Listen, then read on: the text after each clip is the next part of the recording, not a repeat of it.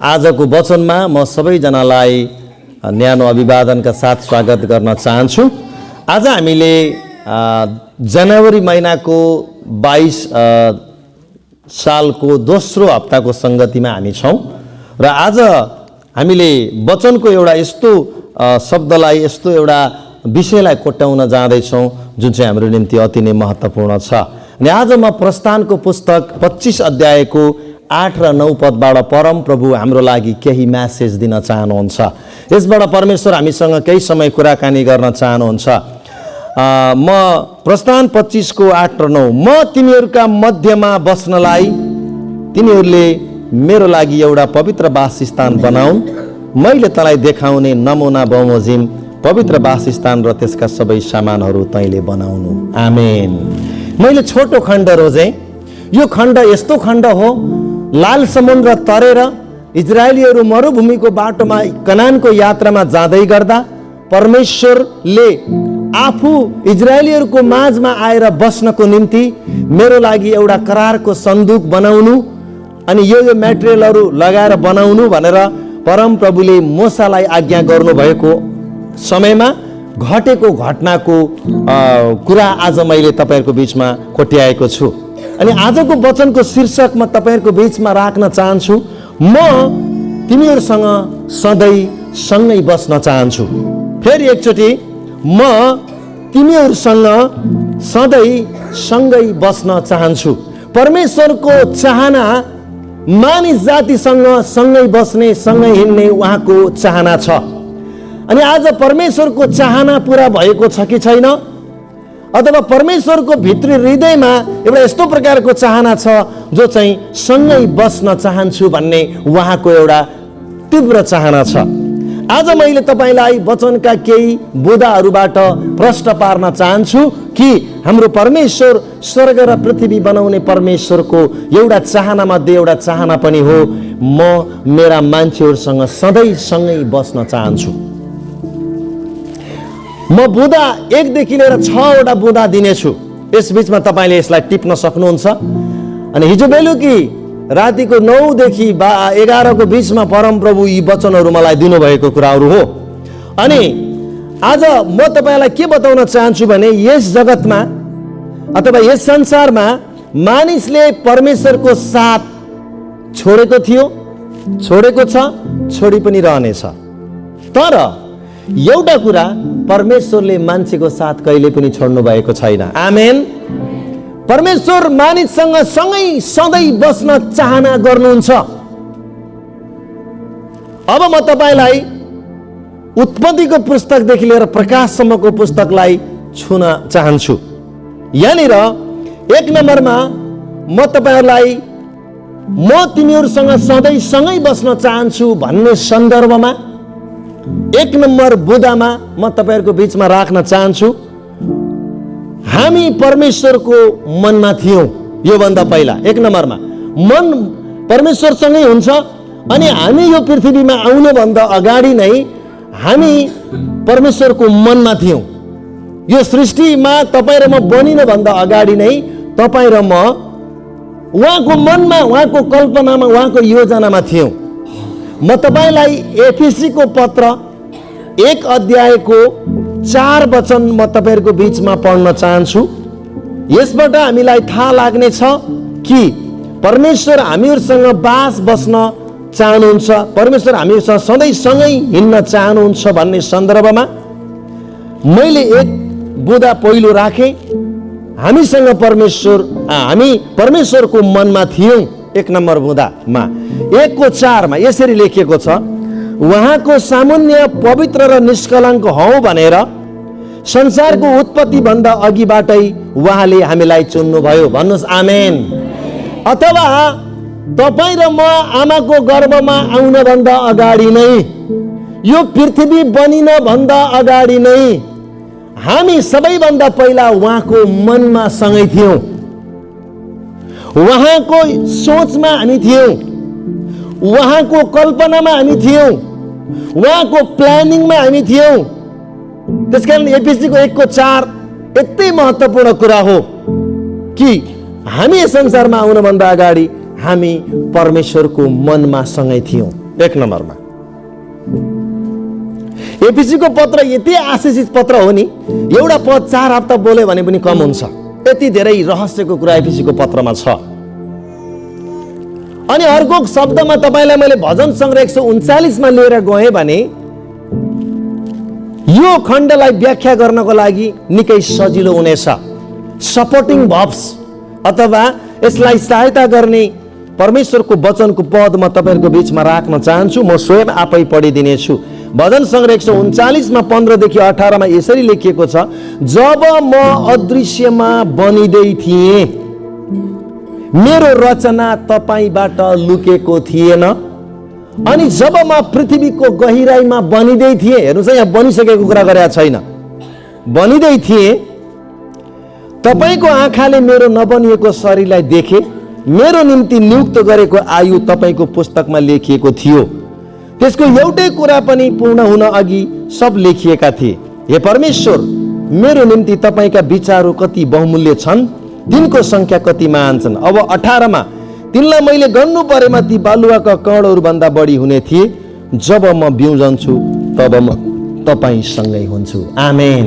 यसको मतलब हुन्छ, जब म अदृश्यमा बनिदै थिएँ, मेरो रचना, मेरो शरीरको कलर, मेरो भोइस कस्तो हुनेछ, मेरो रङ कस्तो हुनेछ, अनि मेरो हाइट कस्तो हुनेछ, अनि म मेरो आमाको गर्भमा रचिन भन्दा अगाडि म अदृश्यमा बनिदै गर्दा परमेश्वरको ले त्यो रचना चाहिँ गर्नभन्दा अगाडि नै उहाँको मनमा हामी सँगै थियौँ। यो जीवनको पुस्तकमा पहिल्यै हामी आउनभन्दा अगाडि नै परमेश्वरले त्यो तय गरिसक्नु भएको थियो। उहाँको परिकल्पनामा हामी त्यति बेला पनि उहाँको परिकल्पनाका साथमा थियौँ, सँगै थियौँ। यसो भन्दै गर्दा यिर्मियाको पुस्तक 1 अध्यायको 5 पद पनि मैले तपाईलाई पढेँ भने यो कुरा छर्लङ्ग हुन्छ कि हामी परमेश्वरको मनमा सँगै थियौँ भन्ने कुरालाई पुष्टि गर्दछ। यिर्मिया 1 अध्यायको 5 पदमा यसरी लेखिएको छ, म तपाईहरुको निम्ति पढिदिनेछु। मैले तँलाई गर्भमा रच्न भन्दा अघि नै तँलाई चिनिसकेको थिएँ। Listen carefully. त जन्मन भन्दा अघि नै मैले तँलाई अलग गरेँ, मैले तँलाई जाति जातिहरूका निम्ति एक अगमवक्ता नियुक्त गरेँ भन्छ बाइबलले। यो यिर्मियाको लागि मात्रै होइन, इजरायलीहरूको लागि मात्रै होइन, येशू प्रभुमा विश्वास गर्ने हरेकको निम्ति यो वचनले अर्थ राख्दछ। मैले तँलाई गर्भमा रच्न भन्दा अगाडि नै तँलाई मैले चिनिसकेको थिएँ अरे। जन्म भएको छैन, परमेश्वरले मलाई चिनिसक्नु भएको छ। यिर्मिया 1:5, म जन्मन भन्दा अघि नै तपाईले मलाई अलग गर्नुभयो। मैले के काम गर्ने हो, म पृथ्वीमा मेरो रोल के हुनेछ, मेरो गुण के हुनेछ, म कति वर्षको आयु बाँच्ने छु, म कहाँ कहाँ जाने छु, यो सबै प्लानिङ परमेश्वरले उहाँको मनमा परिकल्पनामा उहाँले गरिसक्नु भएको थियो। यसकारण हामी के भन्न चाहन्छौँ भने म तिमीहरूसँग सधैँ सँगै बस्न चाहन्छु भन्ने बुँदा नम्बर 1 मा हामी परमेश्वरको मनमा सधैँ सँगै थियौँ। 1 नम्बरमा हामी उहाँको योजनामा थियौँ। 2 नम्बर, अब यो अलि गहिरो छ, अब गहिरोतिर जान्छौँ हामी। 2 नम्बर, अब एउटा पहिलो नम्बर त भयो हामी परमेश्वरको मनमा थियौँ, पहिला विचारमा थियौँ, योजनामा थियौँ, प्लानिङमा थियौँ भने दोस्रो त्यो विचारले अब मूर्त रूप लियो। अदनको बगैँचामा आदम र हव्वालाई प्रभुले बनाउनु भयो। अब उहाँको प्लान, योजना अदनको बगैँचामा उहाँले माटोबाट आदमलाई बनाइसकेपछि, हव्वालाई बनाइसकेपछि उहाँको योजना चाहिँ पुरा हुँदै गर्दा अहिले पनि उहाँको योजना पुरा हुँदैछ। अब मैले अदनको बगैँचामा तपाईको ध्यान खिच्न चाहन्छु। उत्पत्ति 1:27 मा परमेश्वरले आफ्नो स्वभाव मान्छेलाई दिनुभयो र मान्छेलाई आफ्नो स्वभाव दिएर सृष्टि गर्नुभयो, उहाँको प्रतिरूपमा बनाउनु भयो। अब 1 नम्बरमा हामीले हेर्यौँ हामी परमेश्वरको मनमा सँगै थियौँ। 2 नम्बरमा हामी देख्छौँ अदनको बगैँचामा सधैँ सँगै परमेश्वरले आदम र हव्वालाई साथ छोड्नु भएन है। अनि उहाँले आफ्नो प्रोग्राम भनौँ भने उहाँको प्रोग्राम, उहाँको स्वभाव, उहाँको काम गर्ने सामर्थ्यता, उहाँको शक्ति, उहाँको गुण परमेश्वरले आदमलाई हालिदिनु भयो। अनि आदमसँग हव्वासँग त्यही स्वभाव गर्दै आज तपाईँ र मसँग पनि त्यही स्वभाव आइरहेको छ। स्वभावले पनि परमेश्वर हाम्रो साथमा हुनुहुन्छ भने अर्को भौतिक रूपमा पनि हामी अदनको बगैँचामा परमप्रभु आउनुहुन्थ्यो र परमप्रभुले कहिले पनि आदम र हव्वाको साथ छोड्नु भएन। आजको वचन छ, म तिमीहरूसँग सधैँ सँगै बस्न चाहन्छु। परमेश्वरको चाहना यहाँ व्यक्त गर्दैछु आज मैले। अनि उत्पत्ति 3 अध्यायको 8 पदले एउटा कुरा के बताउँछ थाहा छ? परमेश्वर हरेक दिन बेलुकी साँझ पख डुल्दै गरेर जहिले पनि आदम र हव्वासँग नजिकै आउनुहुन्थ्यो। उहाँले कहिल्यै पनि आदम र हव्वालाई साथ छोड्नु भएन। त्यहाँनिर त्यो कुरो लेखिएको छ, तपाईँले यसलाई टिपेर घरमा पढ्न सक्नुहुन्छ। अनि एक दिन यस्तो घटना घट्छ, परमेश्वरले नगर भनेको कुरा गरिसकेपछि आदम र हव्वा लुक्न थाल्छन्, भाग्न थाल्छन्। तर परमेश्वर आदम र हव्वाबाट भाग्नु भएन, तर आदम र हव्वा परमेश्वरबाट लुक्यो र भाग्यो। त्यही उत्पत्तिको 3:8 बगैँचामा आदम र हव्वालाई खोज्दै आउँदाखेरि उहाँले दुईटा कुरा गर्नुभएको, जसको वचन मैले पहिले बोलिसकेको छु, पापपछि परमेश्वरको प्रतिक्रिया के भन्ने सन्दर्भमा। अनि परमेश्वरले दुईटा कुरा गर्नुभयो, आदम भनेर बोलाउनु भयो र आदमलाई उहाँले खोज्नु भयो। तर आदम र हव्वा के गरे तपाईँलाई थाहा छ? लुके, परमेश्वरको उपस्थितिबाट भागे, परमेश्वरको साथबाट भागे। परमेश्वरले साथ छोड्नु भएको होइन, आदम र हव्वाले साथ छोड्यो, भाग्यो, लुक्यो। परमेश्वर सँगै बस्न चाहनुहुन्थ्यो, तर आदम र हव्वा चाहिँ भागेको कुरा हामी देख्छौँ। मैले बाइबललाई गहिरो तरिकाले अध्ययन गर्दा परमेश्वरले मानिस जातिलाई कहिले पनि साथ छोडेको मैले देखिनँ, तर मान्छेले नै हरदम परमेश्वरको साथलाई ठुक्राइरहेको छ, उहाँको उपस्थितिलाई ठुक्राइरहेको छ। अनि अब सुन्नुहोस् है, अब अदनको बगैँचामा पाप भयो, पाप भए पनि परमेश्वरले आदम र हव्वाको साथ छोड्नु भएन। परमेश्वरले साथ छोडे पनि जब 3 अध्यायमा पाप र पतन हुन्छ नि, 21 पदमा जाँदाखेरि थाहा छ तपाईँलाई, परमेश्वरले तिनीहरूको कपडा लगाइदिनु भयो। पाप गर्यो भनेर छिछि र दूर गरेर त्यसलाई पन्छ्याउनु गर्नु भएन, उहाँले आफ्नो साथ दिइरहनु भयो। एकजनाले पढेर सुनाइदिनुहोस् न मलाई, उत्पत्ति 3 अध्यायको 21 पदमा। पाप पछिको कुरा हो यो, हेर्नुहोस् त, पाप पछिको कुरा हो। बुझ्नुहोस् है, म दोस्रो निम्ति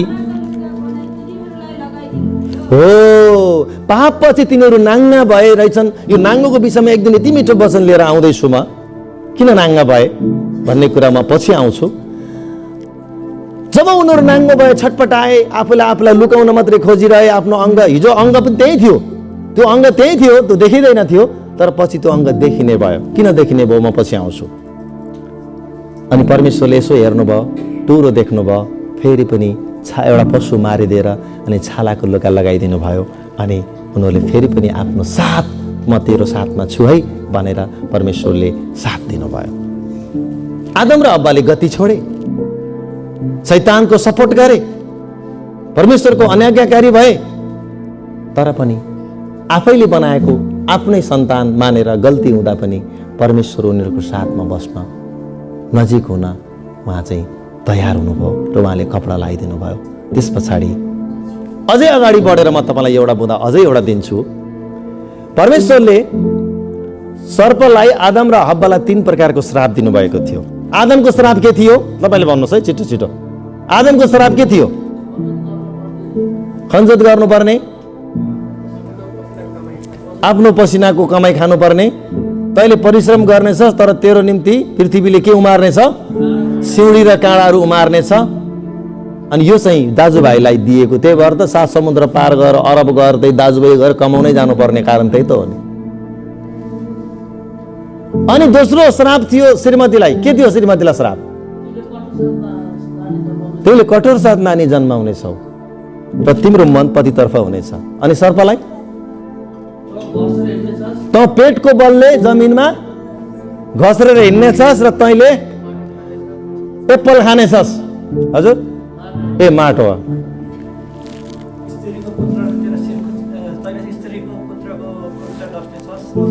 तेरो टाउकोमा कुच्चै हुनेछ, तैँले त्यसको कुर्कुच्चो डस्नेछ। यो 3टा श्राप परमेश्वरले दिनुभयो र पनि साथ छोड्नु भएन। अब म तपाईँलाई बताउन चाहन्छु, उत्पत्ति 4 अध्यायमा आउँदाखेरि एउटा डरलाग्दो घटना घट्छ। के घटना गर्छ तपाईँलाई थाहा छ? संसारको पहिलो मान्छे, स्त्री र पुरुषबाट को मिलनबाट पहिलो बच्चा जन्मियो कैन। त्यो चाहिँ पापबाट जन्मिएको अथवा श्रापपछि जन्मिएको बच्चा थियो। मैले किन यो प्रसङ्ग जोड्दैछु भने तपाईँले 4 अध्यायको 1 पद निकाल्नुहोस् त। आफ्नी पत्नीसित आदमको सहवास भयो र तिनी गर्भवती भएर कैनलाई जन्माइन् र भनिन्, परमप्रभुले को सहायताले एक पुरुष जन्माए अरे।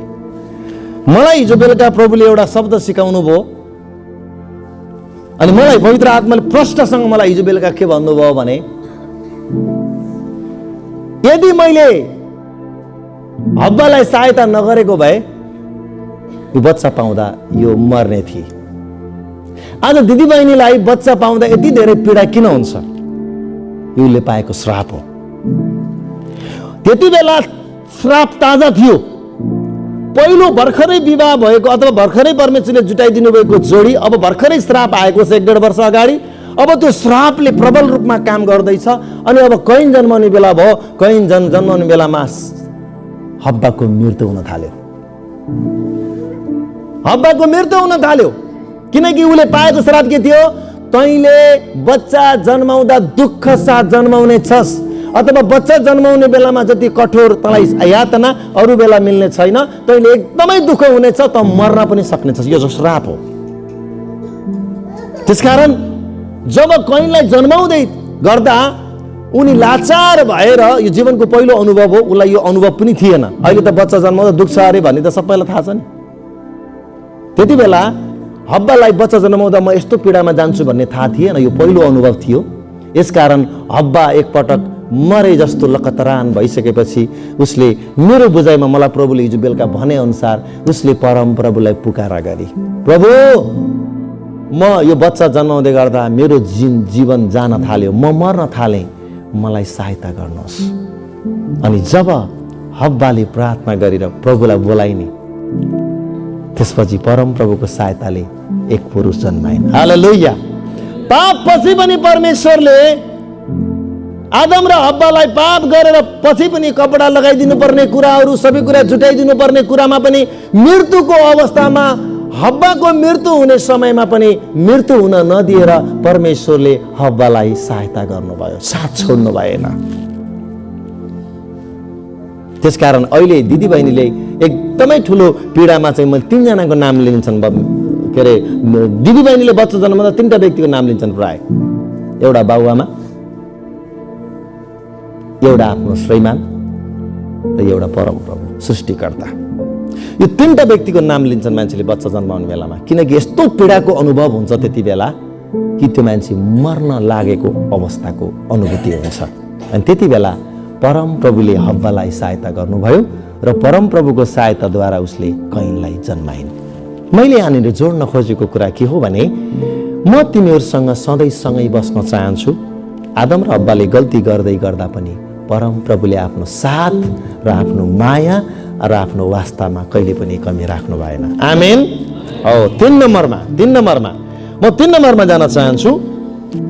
अब सर्लक्कै यो बीचको कथा, अब्राहमको कथा, याकुबको कथा, इसाकको कथा बिर्सेर योसेफको कथामा आइपुग्दा मिश्र देशमा म डाइरेक्ट आइपुग्छु। अब त्यो बीचमा परमेश्वरले यिनीहरूलाई धेरै सहायता गर्नुभयो, प्रेम गर्नुभयो। थुप्रै कथाहरू छन्, यभित्र तपाईँले पढ्नुहोस्। अब एकैचोटिमा आउँछु मिश्र देशमा। 430 वर्षको दासत्वमा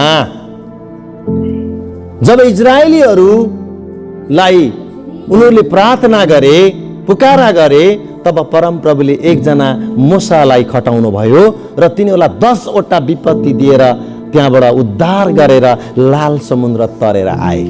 अब हेर्नुहोस् है, अब यात्रा कहाँको छ? कनानको छ। बाटो कस्तो छ? मरुभूमिको छ। मरुभूमिमा के हुन्छ? प्यास, भोक, समयमा सुत्न पाइँदैन, सर्प, बिच्छी, धेरै गाह्रो कुराहरू सामना गरेर कनानमा पुग्नु पर्छ। अप्ठ्यारो बाटो छ। अब परमप्रभुले यहाँनिर तेस्रो नम्बरमा भन्दै हुनुहुन्छ, प्रस्थानको 25 अध्यायको 8 पद जहाँ आजको वचनबाट मैले यात्रा गरेको थिएँ। हो, यो प्रस्थानको 25 को 8 मा उहाँले भन्दै हुनुहुन्छ, म तिमीहरूको मध्यमा बस्नलाई तिनीहरूको निम्ति तिनीहरूले मेरो लागि एउटा पवित्र स्थान बनाउनु, मेरो लागि एउटा सानो घर बनाइदियो, ताकि म पनि मरुभूमिमा तिमीसँगै यात्रा गर्छु। हालेलुया। परमेश्वरले स्वर्गको वैभव छोडेर आउन चाहनु भएको होइन। उहाँले परमेश्वरले आफ्नो स्वर्गको वैभवलाई त्यागेर मरुभूमिमा इजरायलीहरूसँग रेतमा, भोकैमा, नाङ्गैमा इजरायलीहरूको साथै हिँड्छु भनेर एउटा भवन बनाउन लगाउनु भयो। त्यही भएर आजको वचनबाट म तपाईँलाई भन्न चाहन्छु, परमेश्वरले हामीहरूसँग सधैँ सँगै बस्ने चाहना गर्नुहुन्छ। भन्नुहोस् आमेन। अब हेर्नुहोस् त, परमेश्वरले इजरायलीलाई छोड्नु भएन, मेरो लागि एउटा तम्बु बना भन्नुभयो। वाउ। 25 अध्याय त्यही कुराबाट सुरु हुन्छ। उहाँले भन्नुभयो, म तिमीहरूको मध्यमा। मध्य भन्ने के हो थाहा छ तपाईँलाई? टुप्पो र छेउमा होइन, बिचमा। 40 वर्षसम्म परमेश्वर स्वर्ग र पृथ्वी बनाउने मालिक इजरायलीहरूसँग उजाड भूमिमा सँगै सँगै यात्रा गर्नुभयो। हाम्रो परमेश्वरलाई थाली बजाएर हामी धन्यवाद दिन्छौँ। सँगै हिँड्नुभयो उहाँ, सँगै हिँड्नुभयो उहाँ, सँगै हिँड्नुभयो उहाँ। यस, छोड्नु भएन उहाँले। मरुभूमिमा प्यास लाग्छ मेरा छोराछोरीलाई, मरुभूमिमा अरू शत्रुहरू आएर मेरा छोराछोरीलाई हमला गर्नेछन्, यो चिन्ता परमेश्वरलाई थियो। भोको हुनेछन्, गाह्रो हुनेछ, अप्ठ्यारो हुनेछ, सर्प र बिच्छुहरू हुनेछन्, तातो हुनेछ।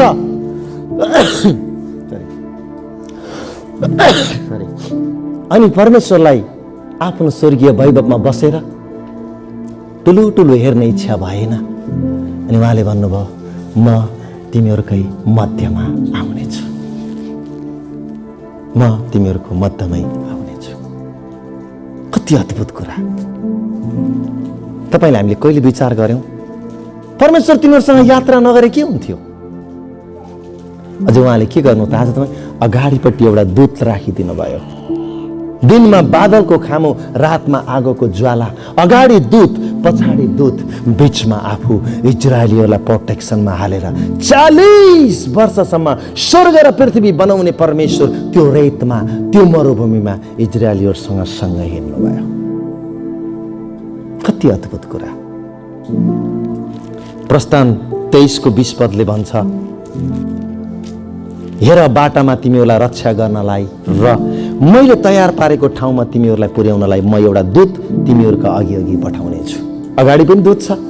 अब 13 अध्यायमा, प्रस्थानको 13 मा आइपुग्दा यो मलाई जानकारी छ, प्रस्थानको 13 अध्यायमा आइपुग्दा फेरि अर्को घटना घटेको छ। उहाँले के गर्न खोज्दै हुनुहुन्छ? अर्को 13 मा हेरौँ त, 21, 22, 13 को पाउनु भएको छ, पढ्नुहोस्। 13 को 21, 22। अनि तिनीहरू रात दिन हिँड्न सकुन् भनेर तिनीहरूलाई बाटो देखाउनका निम्ति परमप्रभु दिनमा बादलको खामो र राति आगोको खामोमा तिनीहरूको अघि अघि जानुहुन्थ्यो। दिनमा बादलको खामो र राति आगोको खामो मानिसहरूको अघि अघि जान कहिल्यै छोडेन। आमेन। वाउ। उहाँले कहिल्यै पनि साथ छोड्नु भएन इजरायलीहरूको। यो अचम्मको कुरा। अनि तपाईँलाई म अझै एउटा रहस्य बताइदिन्छु। तपाईँले क्रुस भन्नुहुन्छ नि, यो क्रुस पुरानो नियममा क्रुस यहाँनिर छ। इजरायलीहरू कसरी हिँड्थे तपाईँलाई थाहा छ? इजरायलीहरू हरेक कुलले आफ्नो आफ्नो कुलको झन्डा बोक्थ्यो। जब तिनीहरूले छाउनी बनाएर बस्नु पर्थ्यो, त्यस्तो अहिलेको भद्रगोल तरिकाले तिनीहरू बस्दैनथे। तिनीहरूले कुन कुलले कुन तर्फ पाल टाङ्ने हो भन्ने कुरा पुरै सिस्टमेटिक र व्यवस्थित थियो। पूर्वपट्टि घाम झुल्किनेको पूर्वपट्टि मोसाको पाल थियो, पश्चिममा अर्कैको, दक्षिणमा अर्कैको, उत्तरमा अर्कैको थियो। अनि तपाईँलाई थाहा छ अहिलेको क्रुस देख्नु भएको छ नि, अगाडि पछाडि अनि यो बिचमा चाहिँ ठिक्क बिचमा करारको सन्दुकलाई राखेर हिँडिन्थ्यो। त्यहाँनिर क्रुस बनेर हिँड्थ्यो। पुरानो करारमा इजरायली यात्रा गर्दाखेरि के हिँड्थ्यो? क्रुस हिँड्थ्यो। यो कुरा बाइबलमा छ। पुरानो करारमा इजरायलीले यात्रा गर्दाखेरि कोही अघि, कोही पछि, कोही टाढा, कोही नजिक गर्दैन थियो। तिनीहरूले पुरानो करारमा पनि क्रुस बनाएर हिँडिरहेको थियो, किनकि अगाडि पनि प्रभु दूत, पछाडि पनि परम प्रभुको दूत, तर करारको सन्दुक चाहिँ बीचमा राखिन्थ्यो, ठिक मिटमा राखिन्थ्यो। क्रुसको आकारमा तिनीहरू हिँड्ने गर्थे। अनि परम प्रभुको करारको सन्दुक चाहिँ न त टुप्पामा राखिन्थ्यो, न त तल राखिन्थ्यो, न त दायाँ राखिन्थ्यो, न त बायाँ राखिन्थ्यो, बीच भागमा करारको सन्दुक राखिन्थ्यो। किन थाहा छ? बीचमा भएपछि सबैको बीचमा उहाँ बस्न चाहनुहुन्थ्यो। म परमेश्वर हुँ भनेर अगाडि अगाडि पनि जानु भएन, दूत पठा राख्नुभयो जरुर। म परमेश्वर हुँ पछि मात्रै बस्छु भनेर पनि भन्नु भएन। परमेश्वरले इजरायलीहरूको सबै 12 कुलको बीच भागमा पर्ने सेन्टरमा उहाँले जहिले पनि करारको सन्दुकलाई राख्नु पर्थ्यो। यसको मतलब हुन्छ इजरायलीहरूसँग सधैँ सँगै परम प्रभु यात्रा गर्नुभयो। उहाँले इजरायलीको साथ कहिले पनि छोड्नु भएन। इजरायलीले परमेश्वरको हात छोड्यो, इजरायलीले परमेश्वरको नियमलाई मिचेर दौड्यो, भाग्यो, विभिन्न प्रकारको क्रियाकलाप गर्यो, तर परमेश्वरले कहिले पनि आफ्नो नियमभन्दा बाहिर उहाँ जानु भएन। गन्तीको पुस्तक 2 अध्याय निकाल्नु भयो भने तपाईले कसरी पाल टाङ्ने भन्ने विषयमा, यस विषयमा तपाईले मज्जाले त्यहाँनिर पढ्न पाउनुहुन्छ। तपाईले यस विषयमा घरमा पनि पढ्न सक्नुहुन्छ। मैले 1-2 खण्ड मात्रै तपाईलाई यहाँनिर देख्न चाहन्छु। गन्ती 1:2 परम प्रभुले मूसा र हारूनलाई भन्नुभयो, इजरायलीहरू प्रत्येकले आफ्नो परिवारको ध्वजाको साथमा, हेर्नुहोस् है, झण्डाको साथमा आफ्नो झण्डाको मुनतिर पाल टाँगोस्। तिनीहरूले भेट हुने पालका चारैतिर आफ्ना पाल टाँगुन्। हो, भेट हुने पाल करारको सन्दुकको चारैपट्टि ठिक ठाउँमा तिनीहरूले आफ्नो करारको सन्दुकलाई राखुन्, त्यसको वरिपरि चारैतिर मिलाएर करार आफ्नो पाल टाँगुन् भनेर परम प्रभु। यसको मतलब हुन्छ परम प्रभु तिनीहरूको मध्यमा बस्न, तिनीहरूको नजिकमा रहन चाहना गर्नुभएको कुराहरू हामी देख्छौँ र उहाँ नजिकमा पनि रहनुभयो, बीचमा पनि रहनुभयो। यो कुरा चाहिँ हामीले यो अध्यायबाट सिक्न पाउँछौँ। परमेश्वरले कहिले पनि इजरायलीको साथ छोड्नु भएन। चौथो नम्बर, यसमा धेरै व्याख्याहरू मैले गर्न पाएको छैन किन समय कम हुन्छ। नयाँ करारमा अब सर्लकैमा छोडेर अब बीचमा करारको सन्दुक 40 वर्ष परम प्रभुले इजरायलीसँग यात्रा गर्नुभयो। त्यसपछि राजाहरूको सुरु भयो, न्यायकर्ताहरू आए, पहिलो समेलको कुरा आए, दोस्रो समेल, दोस्रो इतिहास आयो, बधुवाईमा देश गयो, 70 वर्षपछि फर्के, आमोस अगमवक्ता, जकरिया गर्दै गरेर, अनि त्यसपछि सर्लकै पुरानो करार सिद्धिन्छ। अब नयाँ करार आउँछ। अब 4 नम्बर बुँदामा म तपाईलाई बताउन भन्दा अगाडि दाजुभाइले यशायाको 7 अध्यायको 14 पद पढ्नुहोस्, दिदी बहिनीले मत्ती 1 अध्यायको 23 पद पढ्नुहोस्, अनि म तपाईलाई यो कुरा बताउन चाहन्छु। ल पढिदिनुहोस्, एकदमै जाने मानेको पद हो यो चाहिँ। यशाया 7 को 14, यसो आउने त्यहाँ भविष्यवाणी छ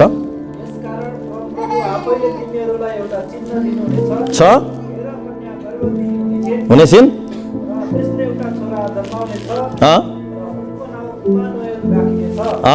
अब यतापट्टि 21 पढौँ मत्ती, दिदी बहिनीले गर्ने छिन्,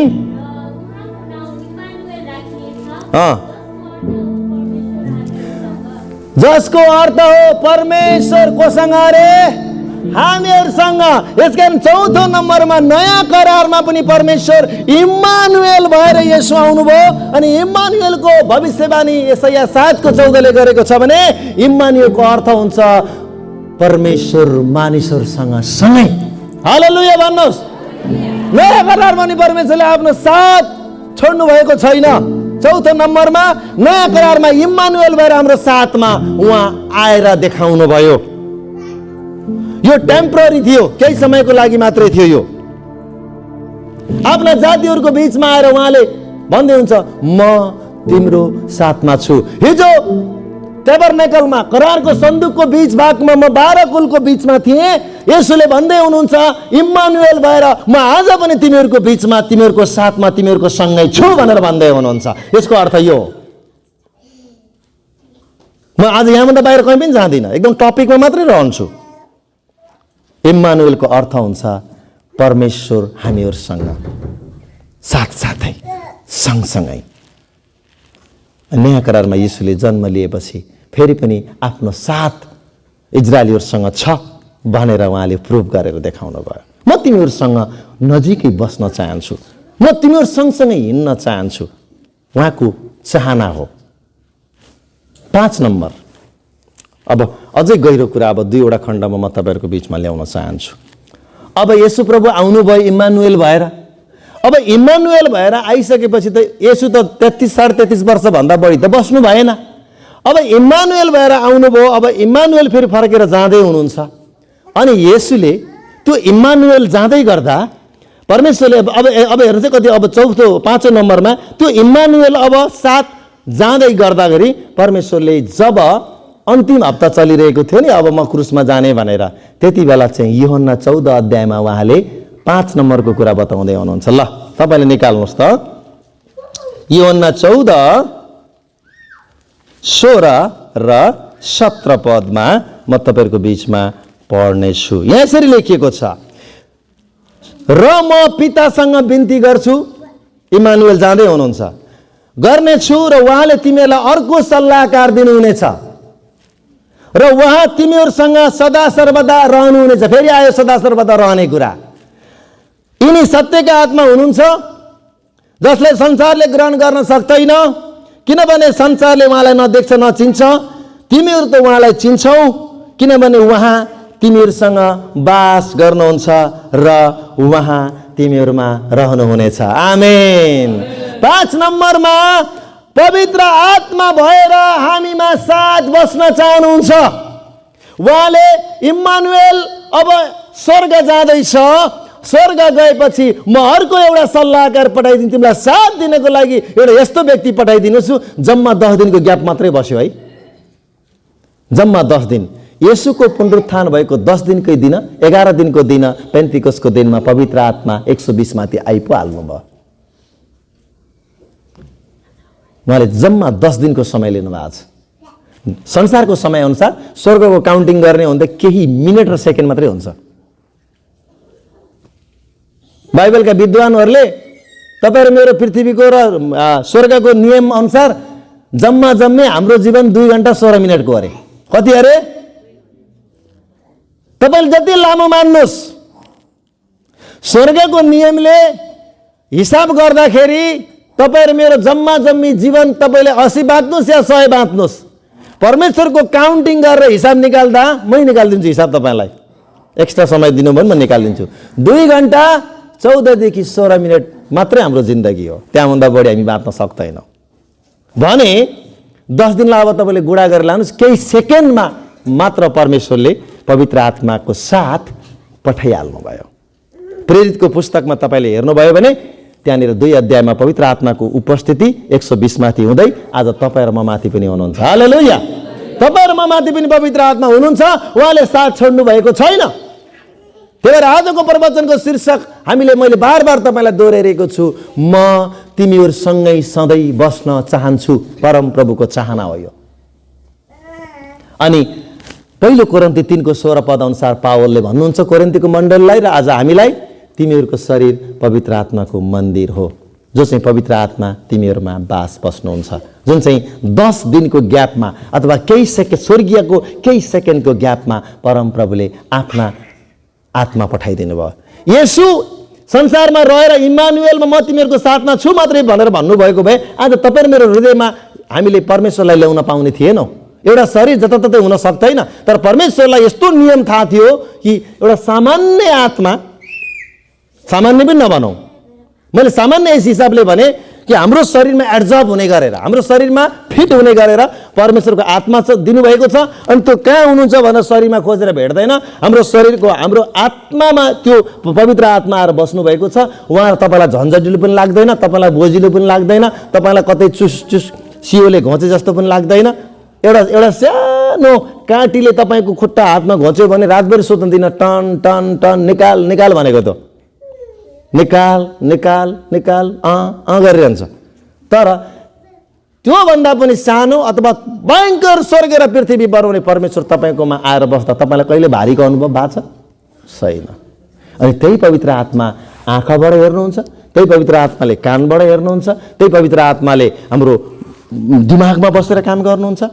त्यस्तो प्रकारको प्रोग्रामिङ फिट गर्नको लागि यसो जानै पर्ने थियो। अनि परमेश्वरले यस्तो प्रकारको आत्मा पठाइदिनु भयो जो हाम्रो प्रोग्रामिङमा बसेर काम गर्नुहुन्छ। मैले अस्ति घरेलु सङ्गतिमा एकजना व्यक्तिलाई अगमबाणी गर्दै थिएँ। मैले उहाँलाई प्रार्थना गर्दै गर्दा तपाईँलाई कतिजनालाई थाहा छ, पहिले एकजना नयाँ मान्छे आउनु भएको थियो। मैले उहाँलाई टाउकोमा हात राखेर प्रार्थना गर्दा गर्दै एउटा औँला काटिएको एउटा व्यक्ति देखेँ मैले। अनि त्यो मलाई देखाइएको कसले हो? परमेश्वरको आत्माले। मैले आँखा बन्दै छ प्रार्थना गर्दा भने, दिदी तपाईँको कोही घरको कोही मान्छे छ, तपाईँको एउटा परमेश्वरले मलाई एउटा हात काटिएको एउटा व्यक्ति देखाउँदै हुनुहुन्छ। मैले उतिकै घोषणा गरेँ। अनि उहाँले पहिला बुझ्नु भएन, अनि पछिबाट बुझ्नु चाहिँ उहाँको श्रीमानको यो औँला काटिएको रहेछ। हालेलुया। त्यो कसले देख्छ? त्यो कसले थाहा पाउँछ? मैले होइन, मभित्र बास बस्नुहुने आत्माले। उहाँले देख्नु पनि हुन्छ, उहाँले सुन्नु पनि हुन्छ, उहाँले चेतना पनि गराउनुहुन्छ। अनि यस्तो प्रकारको काम गर्नको लागि यसो जानै पर्ने थियो। तर त्यही परमेश्वर अब आत्मा भएर हाम्रो बिचमा आउनु भएको छ। अनि उहाँले अहिले पनि तपाईँ र मेरो साथ र मानिसको साथ छोड्नु भएको छैन। प्रभु यीशुलाई विश्वास नगर्नेहरूमा पवित्र आत्मा हुनुहुन्न। उनीहरूमा उनको आफ्नै आत्मा छ, तर पवित्र आत्मा परमेश्वरको आत्मा हुनुहुन्न। तर परमेश्वरको चाहना छ ती सबैमाथि मेरो आत्मा दिन चाहन्छु। त्यही भएर योएलको 2:28 के लेखिएको छ? आखिरी दिनहरूमा म मेरो आत्मा सबैमा खनाउने छु अरे। उहाँ लालायित हुनुहुन्छ सबैमा बस्नको लागि। उहाँ एकदमै इच्छुक हुनुहुन्छ। त्यसकारण आजको वचनको सन्दर्भ हामी हेर्दैछौँ, परमेश्वर हामीसँग सधैँसँगै बस्ने चाहना गर्नुहुन्छ। त्यसकारण म 5 नम्बरमा पवित्र आत्मामा भएर वा शरीरलाई मन्दिर बनाएर परमेश्वर हामीसँगै हिँड्न बोल्न चाहनुहुन्छ। 6 नम्बर, म एकदम छिटो गइरहेको छु। 6 नम्बर, यो अन्तिम नम्बर। हेर्नुहोस् है, म वचनबाट कहीँ पनि जाँदिनँ। अब सुन्नुहोस् है, इमानुएल, नयाँ करारमा इमानुएलको साथ फेरि इमानुएल जानुभयो, पवित्र आत्मा आउनुभयो। अब पवित्र आत्मा नै एक दिन उठाइनुहुन्छ। सुन्नुहोस् है, यति कुरा मण्डलले थाहा होस्, युट्युबमा थाहा होस्, पवित्र आत्मा सधैँभरि पृथ्वीमा बस्नुहुन्न। पेन्टिकस्टको दिनमा आएर मण्डली र्याप्चरपछि पवित्र आत्मा उठाइनु हुनेछ। पहिलो थेसलोनिको 4 अध्यायको पछाडिपट्टि तुरैको आवाजमा जब मण्डली रिजरेक्सन हुन्छ, पावरमा माथि उठ्छ, अनि पवित्र आत्मा मण्डली उठिसकेपछि पवित्र आत्मा पनि उठेर जानुहुनेछ। अनि यो पृथ्वीको दुर्दशा तपाईँ त्यतिखेर परिकल्पना गर्नुहोस्। त्यति बेला पश्चाताप हुँदैन, प्रेम हुँदैन। आज संसारलाई परमेश्वरका जनको प्रेम र पवित्र आत्माको प्रेमले ढाकेर राखेको छ। आज कतिजना मान्छेले क्षमा दिन सक्ने हृदय छैन। क्षमा दिन सक्ने, प्रेम गर्न सक्ने हृदय त्यही व्यक्तिबाट आउँछ जो व्यक्ति पवित्र आत्मा हुनुहुन्छ। अनि पवित्र आत्मा हुनुहुन्छ, तर त्यही पवित्र आत्मा एक दिन उठाइनु हुनेछ। के गर्ने? पवित्र आत्मा उठाइसकेपछि परमेश्वरले साथ त छोड्नुभयो मान्छेलाई भन्ने हामीलाई देख्न सक्छ, तर त्यसो होइन। परमेश्वरको मनदेखि लिएर हामी कहिले पनि टाढा जान सक्दैनौँ। अनि अब तपाईँलाई म एउटा कुरा बताइदिन्छु, पवित्र आत्मा उठेर जानुहुनेछ पछिबाट। तर त्यो जानु भइसकेपछि पनि परमेश्वरले फेरि अर्को प्लान गर्नुभएको छ। हामीसँगै हिँड्न, हामीसँग बोल्नको लागि परमेश्वरले प्लानिङ गर्नुभएको छ। यो कुरा यूहन्ना 14 अध्यायमा लेखिएको छ। एकजनाले पढेर सुनाइदिनुहोस्, चर्को गरी पढिदिनुहोस्। यूहन्ना 14को 1 देखि 3 कानलाई अलिकति खोलेर अलिक तन्काएर सुन्नुहोस्। तिमीहरूको हृदय व्याकुल नहोस्, तिमीहरू परमेश्वरमाथि विश्वास गर्दछौ, ममाथि पनि विश्वास गर। मेरा पिताको घरमा बस्ने ठाउँहरू धेरै छन्। त्यसो नभए के म तिमीहरूलाई भन्ने थिए कि तिमीहरूका निम्ति ठाउँ तयार पार्न म गइरहेछु? अनि गएर मैले तिमीहरूको निम्ति ठाउँ तयार पारेपछि फेरि आउनेछु र तिमीहरूलाई म कहाँ लैजानेछु। र जहाँ म छु त्यहाँ तिमीहरू पनि हुनेछौ। जहाँ म गइरहेछु तिमीहरू त्यहाँ जाने बाटो चिन्छौ। येशूले म अहिले स्वर्ग जाँदैछु, किनकि तिमीहरूलाई मैले सँगै लैजाने चाहना छ। तिमीहरूलाई छोड्ने चाहना छैन। तिमीहरूको साथसाथमै हिँड्ने, तिमीहरूसँगै बस्ने मलाई चाहना छ। मेरो पिताको घरमा धेरै भवनहरू छन्, तर पनि म तिमीहरूको लागि ठाउँ तयार पारेर आउने छु, तिमीहरूलाई म कहाँ लैजानेछु। किन लाने? साथमा राख्नलाई। किन लैजाने? साथमा राख्नलाई, सँगसँगै हिँड्नलाई। उहाँले कहिले पनि मानिस जातिप्रति गलत काम गर्नुभएको छैन, तर मानिस जातिले मात्रै परमेश्वरको अधीनतालाई तोडेर भागेको छ। उडन्ता पुत्रमा हेर्नुहोस्, बाउको बााउन्ड्री तोडेर एउटा गल्ती गरेर भाग्यो, अन्तमा पश्चाताप गरेर फर्क्यो, फेरि साथमा आयो। त्यो चाहिँ संसारमा हराइरहेको भेडाको चित्रण हो। अब म तपाईँलाई गहिरो कुरा बताएर अन्त गर्न चाहन्छु। यहाँ प्रभु यीशुले यूहन्ना 14 भन्नुभयो, म गएर तिमीहरूको लागि ठाउँ तयार पारेपछि म फेरि आउँछु, तिमीहरूलाई म सँगै लैजान्छु, म जहाँ हुन्छु। तिनको अन्त्यमा हेर्नु, तिनको दोस्रो खण्डमा हेर्नुहोस् त, लैजानेछु र म जहाँ छु त्यहाँ तिमीहरू पनि हुनेछौ, र म जहाँ छु तिमीहरू पनि त्यही हुनेछौ। यसको मतलब हुन्छ मैले तिमीहरूलाई छोड्दिनँ, म तिमीहरूसँग सँगै रहन बस्न सधैँ चाहन्छु भनेर उहाँले भन्नुभयो। अब हामी प्रकाशमा पुग्छौँ, सिधै उत्पत्तिबाट हामी प्रकाशमा टेकअप गर्छौँ। मैले आज पुरै बाइबल भ्याइदिएँ तपाईँलाई यो खण्डमा पढ्दै गर्दा एउटै विषयबाट। अब 21 अध्याय निकाल्नुहोस्। अब यहाँ ध्यान दिएर सुन्नुहोस् है। अब पृथ्वीबाट पवित्र आत्मा उठाइनु भयो, त्यस पछाडि परमेश्वरले फेरि प्रभुले भन्नुभयो, म तिमीहरूलाई मेरो ठाउँमा सँगै लैजान्छु, म तिमीहरूसँगै हुन्छु, तिमीहरू सँगसँगै बस्छु भनेर प्रभुले भन्नुभयो। अनि भन्नुभएको कुरा चाहिँ उहाँले पुरा गर्नुहुन्छ कि हुन्न भन्ने कुरा चाहिँ 21 अध्यायले हामीलाई दिन्छ। म तपाईँहरूको बिचमा पढेर सुनाउने छु। यसरी लेखिएको छ, तब मैले नयाँ आकाश र नयाँ पृथ्वी देखेँ, किनकि पहिलो आकाश र पृथ्वी पहिलो बितिगएका थिए, समुद्र त अब छँदै थिएन। अनि मैले परमेश्वरबाट दुलाको निम्ति दुलै जस्तै गरी सिँगारेर तयार पारेकी अर्थात् सहर, पवित्र सहर नयाँ यरुसलेम स्वर्गबाट तलतिर झरिएको देखेँ। अब सुन्नुहोस् है, 3 र 4 मा महत्त्वपूर्ण छ। सिंहासनबाट यसो भन्ने एउटा चर्को स्वर मैले सुने, हेर परमेश्वरको बास, यहाँ हेर्नुहोस् है, यहाँ ध्यान दिनुहोस् है, फेरि दोहोऱ्याएँ मैले, हेर परमेश्वरको बास मानिसहरूसँग भएको छ, उहाँ तिनीहरूसँग बास गर्नुहुनेछ र तिनीहरू उहाँका प्रजा हुनेछन् र परमेश्वर आफै तिनीहरूका परमेश्वर भएर तिनीहरूसँग रहनुहुनेछ। आमेन। ल हेर्नुहोस्, अब टुङ्ग्यो कि नै? हेर्नुहोस्, हेर परमेश्वरको बास कोसँग भएको छ अरे? मानिससँग भएको छ। यस, नयाँ स्वर्गमा परमेश्वरले दुलै चाहिँ तल झरेको मैले देखेँ। अनि त्यो दुलै जस्तो पवित्र सहर जो येशूले ठाउँ तयार पार्ने कुरा गर्दै हुनुहुन्थ्यो नि, अनि त्यो चाहिँ ठाउँमा चाहिँ परमेश्वरको बास, परमेश्वरको उपस्थिति, परमेश्वरको साथ र सहयोग सँगै हुनेछ भनेर प्रकाशको पुस्तकले हामीलाई जतायो। म तिनीहरूको आँखाबाट आँसु पुछिदिनेछु र तिनीहरूको मृत्यु र शोक तिनीहरूकोमा हुने छैन। ती पुराना कुराहरू बितिसकेका हुनेछन्। अनि अब मण्डलीमा पवित्र आत्मा ऱ्याप्चर भएर गइसक्नु भए तापनि परमेश्वरले फेरि हामीलाई के चाहना गर्दै हुनुहुन्छ त भने, म तिमीहरूसँग सधैँ सँगै बस्न चाहन्छु भनेर मनमा परिकल्पना गरेको कुरा अदनको बगैँचामा आइपुग्दा, करारको सन्दुकमा आइपुग्दा, इम्मानुएल भएर आइपुग्दा, पवित्र आत्मा भएर आइपुग्दा अनि नयाँ स्वर्गमा बसोबास गराउने, जुन सँगै बास गराउने परमेश्वरको चाहना अब परमेश्वरले पुरा गर्न जाँदै हुनुहुन्छ।